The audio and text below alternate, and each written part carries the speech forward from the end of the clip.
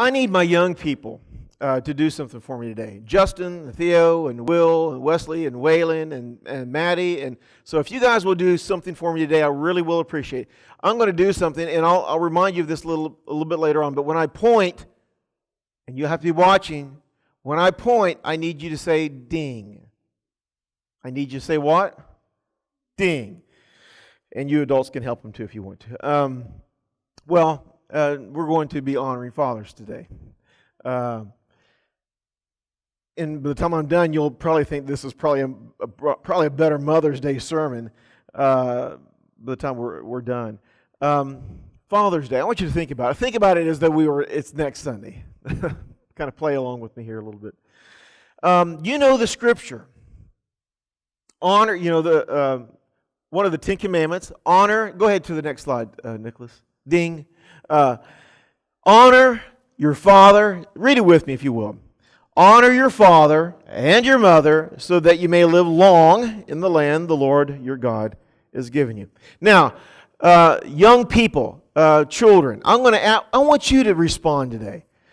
Justin, Theo, and all the W kids back in the back, I want you guys to respond. When you hear this verse, honor your father and your mother, what do you think it's saying to us? What is it saying to us today? What should we do? We should obey. That's good. That's probably the number one. If we were playing a game show, that would be like the number one answer. Obey them. Cool. Okay, any other ways to describe it? Young people. All right, all of us not so young people. What does it mean to you? When you read those words, when you hear those words, what does it say to you? What does it really mean for you when you hear God say to you, honor your father and your mother? Respect. I love that word. Respect them. Okay? Serve them. Okay? Great. Wish my children were here to hear it. Spend time with them. Yeah. Nothing more priceless than time. Well, God wants us to honor our mother and our father. Why? Well, in one way to phrase it, because of the position that they hold in our lives. As the primary caregivers, shapers, influencers of our lives, the ones that God has placed over us, representing His authority, representing His teaching, His guidance, His instruction, and all the weight and all the responsibility that goes with that. And it is being a parent is a tremendous, maybe the most tremendous responsibility that a human being can carry, is it not? And so we need to honor them for not only to make their load a little lighter, but also because, listen, we can't lead honorable lives if we don't honor the people that God has placed over our lives. Obviously, that's easier to do when you have parents that are honorable. When you have parents that are willing to sacrifice their lives and lay down their lives in support of the family. But not all parents lead honorable lives. Regardless, God has called us to not only honor parents who are honorable, but God has called us to honor parenthood in general. Because parenthood embodies the self-sacrificing, life-shaping, disciple-making, salt and light influence that He's called us all to emulate, that He's called us all to set an example in. Listen, He has called every one of us to be spiritual parents, to spiritually reproduce, to lead others to Christ, in a sense, become spiritual fathers and to become spiritual mothers. But that is not happening as much as it should, obviously, in the world in which we live. I was at the DMV the other day, and I was sitting beside a young man who was there with his mother, and I think he was there to get his license. He was 16 years old, but he was 6'1", 285 pounds. He was a good-sized young man. And anyway, we were sitting together for a while. And as I sat beside him, I heard him talking with his mother. And the entire time that he was talking with his mother, he was being disrespectful and dishonoring to her. He would tell her, don't talk to me, you need to be quiet. I mean, it was just on and on. And at a certain point, I mean, if he wasn't 6'1" and 285 pounds, I mean, I just wanted to turn around and just smack him. You know, and I thought, if you can't show respect to the one who gave you life and provides for you your home and your shelter and your clothing and loves you, if you can't respect the authority that God has placed over you, then you'll never be able to respect the authority of others that God places over you. You'll never be able to. In fact, if you can't respect earthly authority, you'll never be able to respect heavenly authority. Don't you agree? One of the reasons that we need to honor our parents and those that God has placed over us is because sometimes leadership, whether it's parenthood or not, leadership is sometimes a very lonely place. Go ahead to the next slide, Nicholas. In preparing for today, I came across a true story of a college professor that I had, I don't know how many classes I had with this professor, and Rhonda as well, at Ozark Bible College. But we love this professor so much that we, in fact, asked him to marry us. He became the one who presided at our wedding. His name was Wilbur Fields. He was the Old Testament teacher and the archaeology teacher at Ozark Bible College. But we chose Wilbur to marry us because of the incredible influence that he had in our lives. Such an incredibly good man. But apparently near the end of his life, he went through a time of severe depression to the point that he became hospitalized. Apparently he went into some kind of psychiatric hospital. He was there, the way the story is told, he came to the point in his life when he had concluded that he had not done any good in his life, and he questioned his worth as a person. Here was a man who had literally taught thousands and thousands of men and women, people who went into the ministry, who influenced probably literally hundreds of thousands of people across the United States and around the world. A man who had led expeditions, archaeological expeditions over in Israel. A man who had done all kinds of incredibly good things. But somehow at the end of his life, he had come to the conclusion that he thought he had not done anything really worthwhile. He questioned the good of his life. One day, while Wilbur was still in the hospital, there was a former student of his who had come to Ozark for what they called a preaching teaching convention. And he learned of Wilbur being in the hospital. So he decided to go visit. And he discovered that Wilbur was discouraged because he just had concluded he hadn't done any good. And so this former student, who was now in his 50s, kept just telling him, man, you don't know the good that you've done. And he began recounting all the wonderful good things that Wilbur had done in his life. And as he was sharing with Wilbur just began crying, and the tears began flowing. And soon after that, Wilbur began to feel his confidence again. Listen, parenting is a hard thing. Teaching is a hard thing. Leadership is a hard thing. And sometimes we just need people to come back and say, I really appreciate what you did here, or what you did there, or what you said here, or whatever it might have been.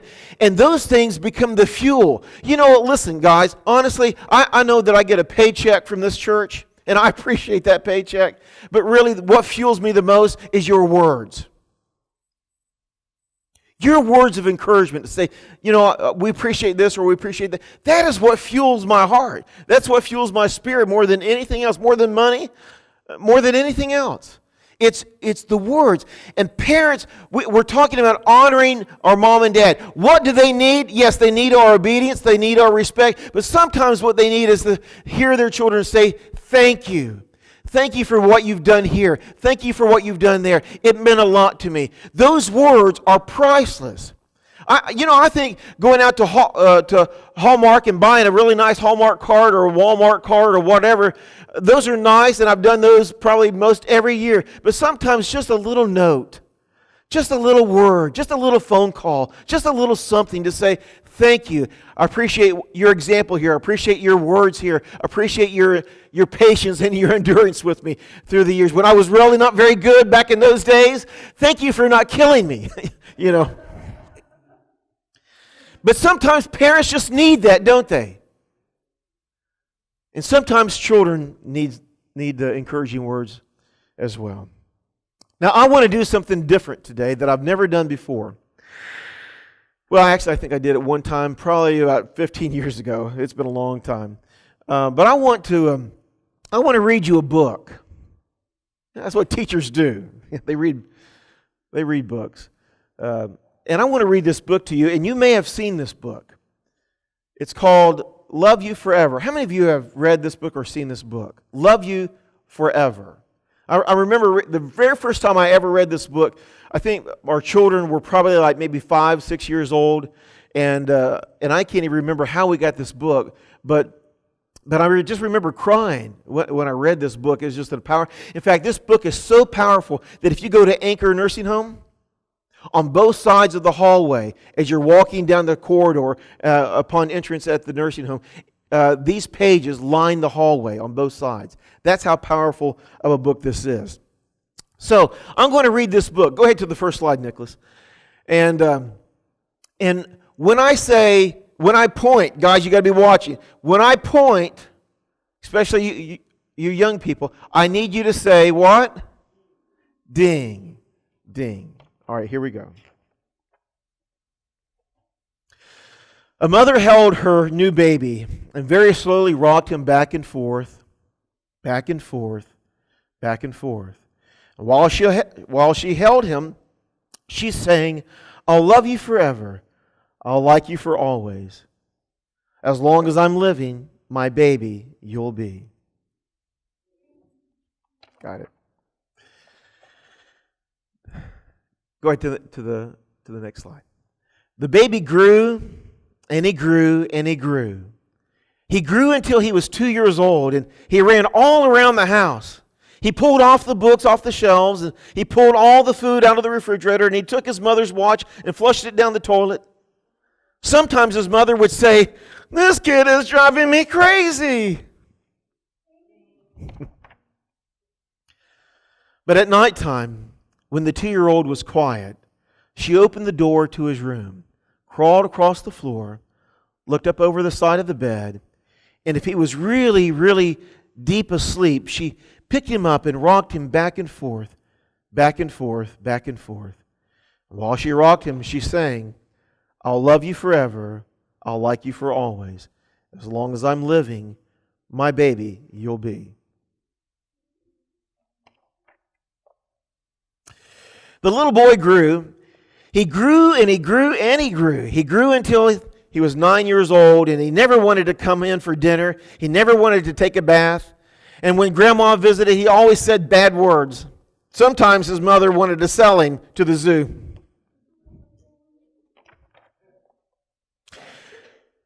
But at night, when he was asleep, his mother quietly opened the door to his room, crawled across the floor, and looked up over the side of the bed.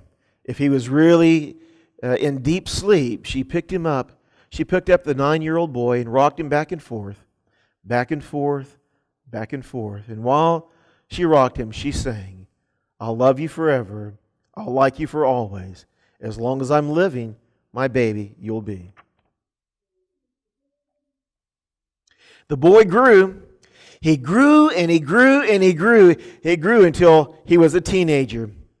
He had strange friends, and he wore some strange clothes and listened to strange music. Sometimes the mother felt like she was in the zoo.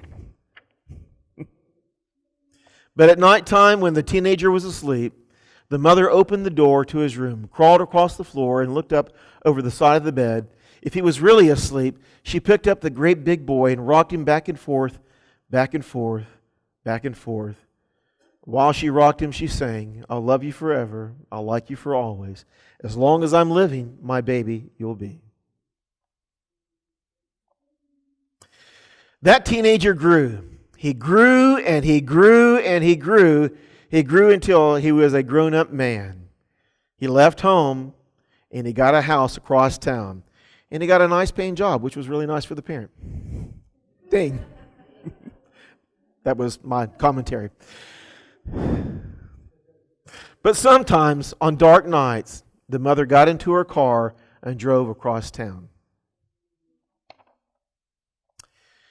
If all the lights in her son's house were out, she would sneak in the house and open his bedroom window, crawled across the floor and looked up over the side of the bed. If that great big man was really asleep, she picked him up and rocked him back and forth, back and forth, back and forth. And while she rocked him, she sang, "I'll love you forever. I'll like you for always. As long as I'm living, my baby you'll be." Well, that mother, she got older.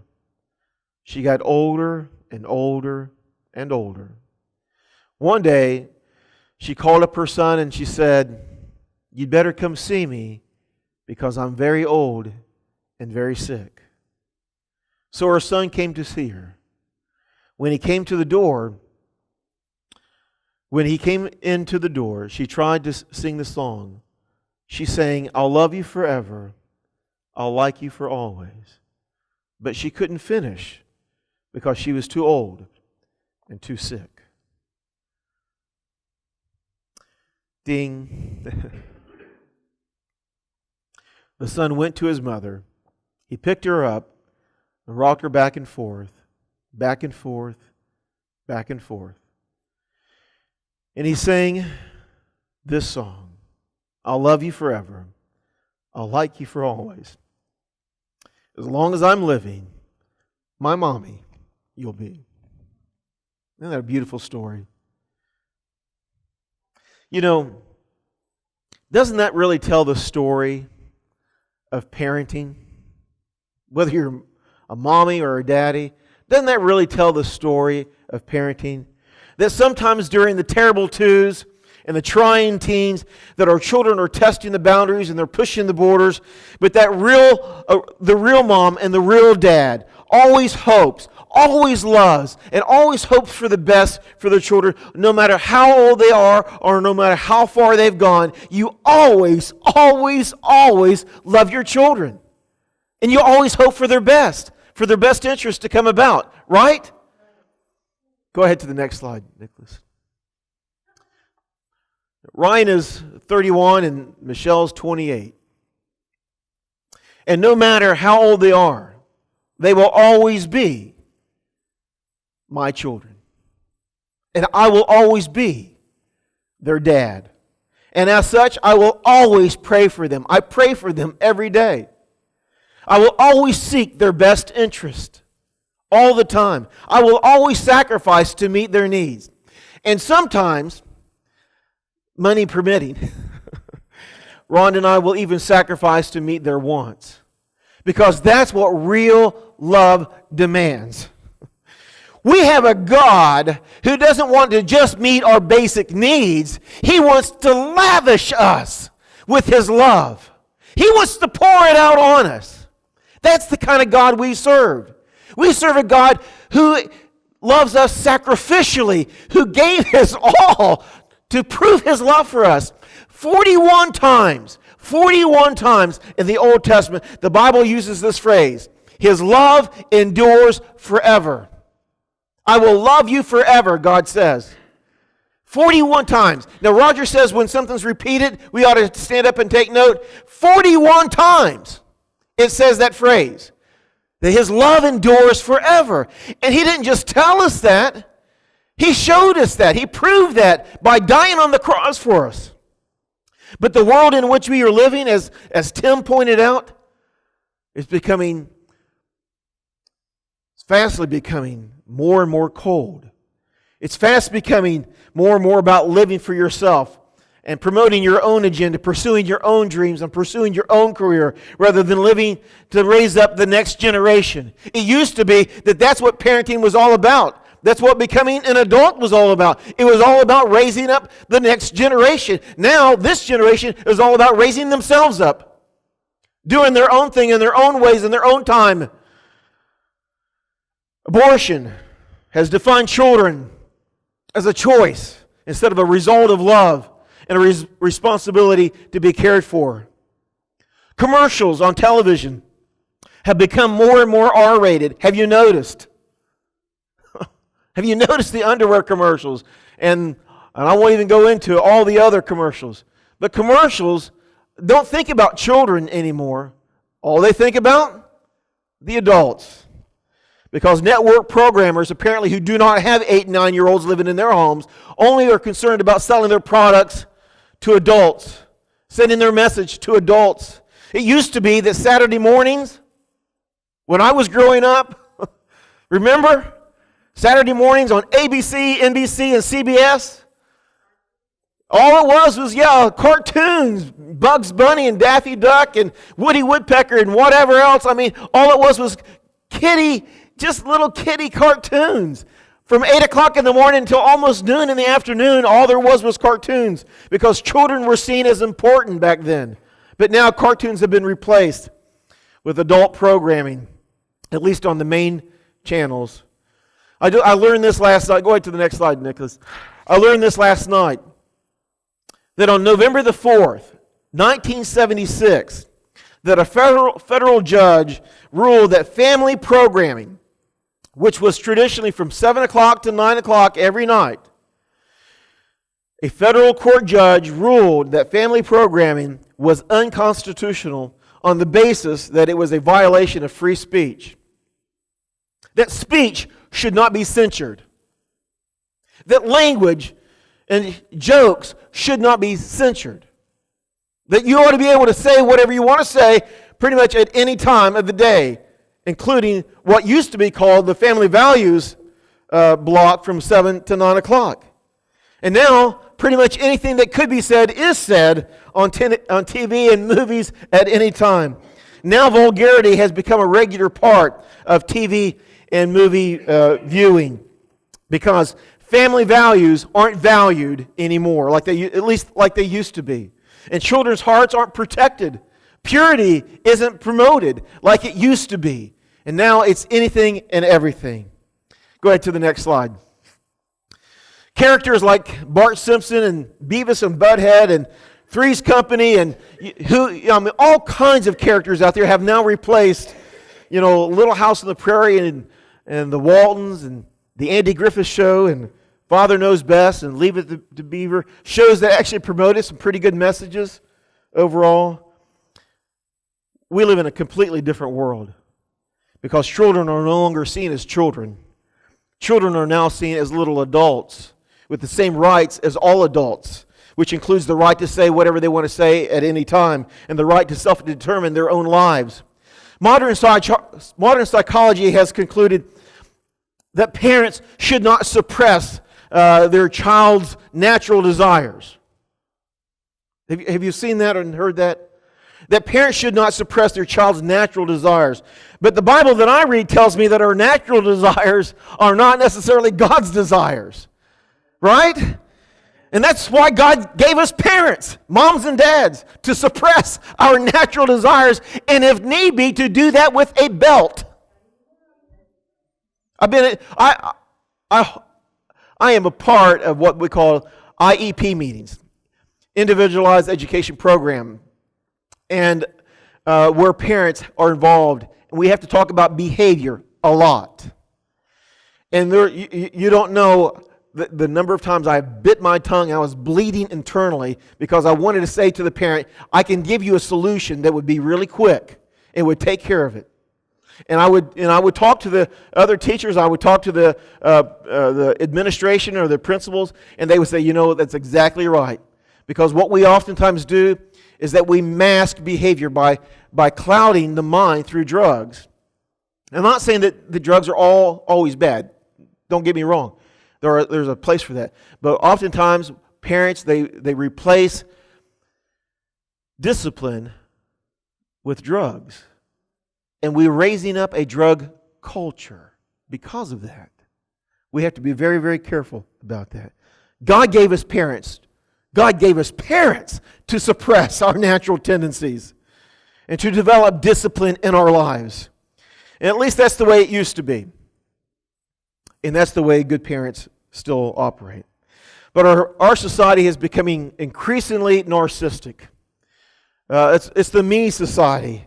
Children are being left behind. In fact, nearly half of all children have become casualties of divorce in this nation because either one or more parent becomes more self-seeking than self-sacrificing. But in God's book, all children are important. All children are important. In fact, Jesus said, if you cause one of these to stumble, it would be better for you to have a millstone cast around your neck and for you to be thrown into the sea.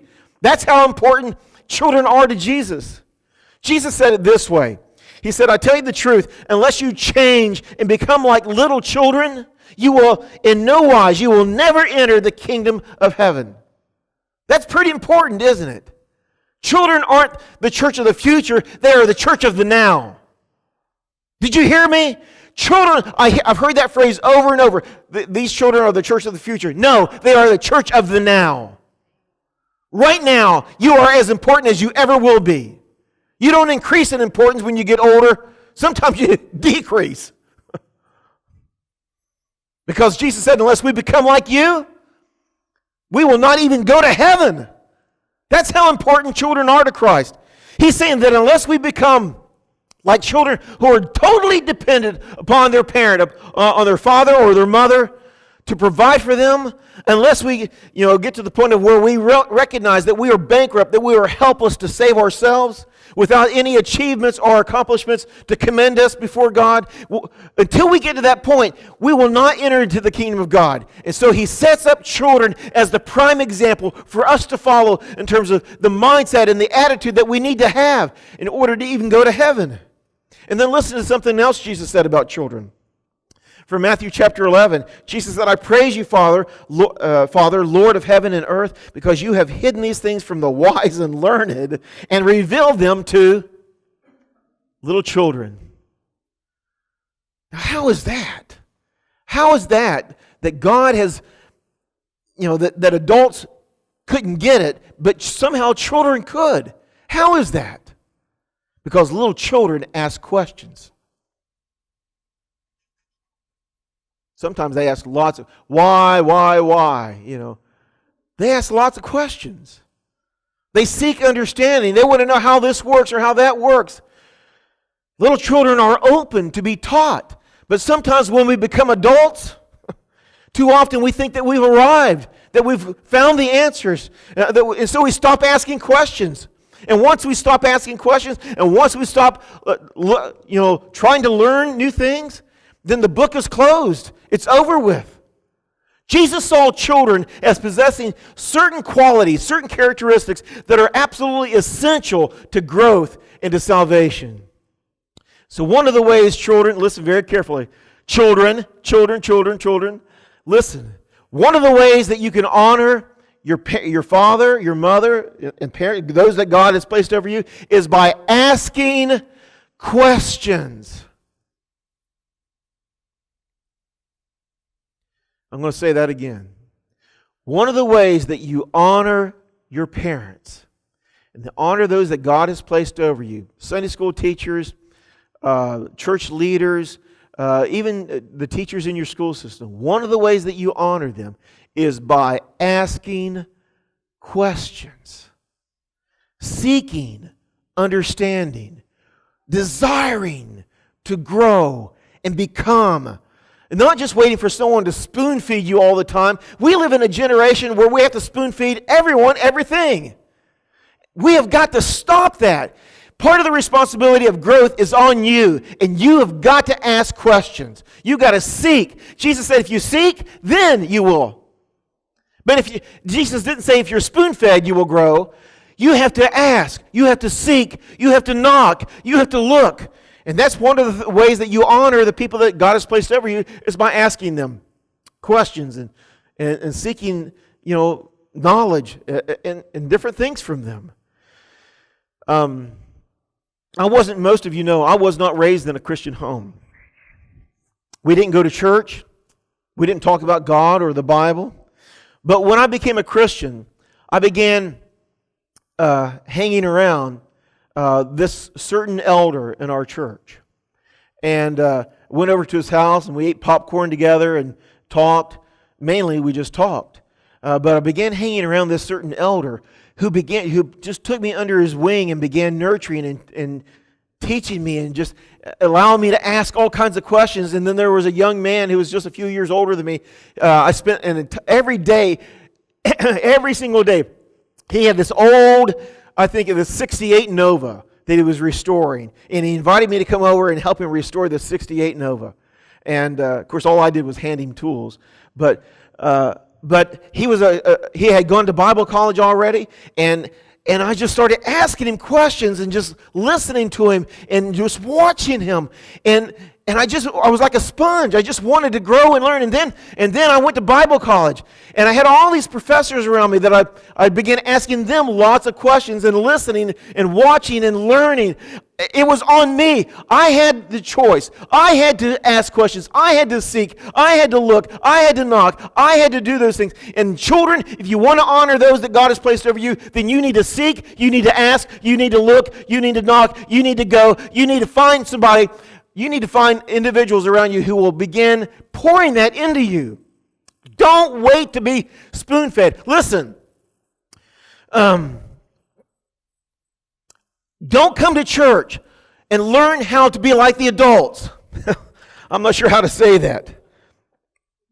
Don't just come to Sunday school. Guys, listen. Don't just come to Sunday school and sit and soak. Don't just come to these pews or these chairs or whatever. Don't just come into the church and just sit and soak and learn how to be passive. God wants you to be aggressive. He wants you to be on the offense when it comes to the faith. He wants you to seek and He wants you to learn, but you've got to be proactive about that. You've got to begin asking questions. And so you need to be looking for a Paul or a Timothy, a mentor in your life, someone that you can begin asking questions. And you got to do that. Now, when I did that, people like Wilberfield and a guy named Ron Fisher and Jerry Sipple and others became mentors. They became my spiritual fathers. I want to leave with this last question. What are we supposed to do with? What are we supposed to do for our spiritual fathers? Whether they're your physical father or not, what are we supposed to do for our spiritual fathers? I want you to look at this last passage. Paul's writing to the Christians at Philippi, and he writes, he says, "But I think it's necessary to send back to you Epaphroditus, my brother, my fellow worker and fellow soldier, who is also your messenger, whom you sent to take care of my needs. For he longs for all of you and is distressed because you heard that he was ill. Indeed, he was ill and almost died. But God had mercy on him, and not only on him, but also on me, to spare me sorrow upon sorrow. Therefore, I am all the more eager to send him, so that when you see him again, that you may be glad, and I may have less anxiety." Verse 29. "Welcome him in the Lord with great joy, and what? And honor men like him, because he almost died for the work of Christ, risking his life to make up for the help you could not give me." So what are we supposed to do for men who honor the Lord? What are we supposed to do for men and women who give of themselves and provide a great example and serve? What are we supposed to do for them, church? We are to honor them. And how can you honor them? By asking them questions. By asking them questions. By listening to them. Young people, when you're involved in a Sunday school class, or whether we're out there at the fire pit having a devotional, or wherever we may happen to be, when the Word of God is being taught, you need to listen. Not because we say that you need to listen, but simply because you want to honor those who honor God, and therefore you listen. Are you listening? You need to You need to really hunger and thirst for the kind of men and women in your life that will set an example for you, that will set the pace. And you need to say, that's the kind of person I want to be. I want to follow after that person. In fact, Paul says, follow me as I follow Christ, and you need to find someone else who is able, that you are able to follow in as much as they follow Christ. You need to find the best examples, not the worst, the best. That's how you honor them. By saying, I want to be around you. I want to listen to what you have to say. I want to ask you questions. That's how you honor them. Does that not make sense? You know, I have no problem with a Father's Day, the idea of cards and little sayings and little things that we do. But honestly, that's one day and that's one shot. Real honor has got to be consistent. It's got to be all the time. And you need to be seeking out men that you can hang, or women that you can hang around with on a regular basis and just soak in and listen and ask questions and get engaged so that you can be an example of Christ the way they have been an example to you. Right? All right. So that's the challenge that I want to share with you today, is that's one of the ways that we honor our fathers. Not just physical fathers, but spiritual fathers, spiritual parents.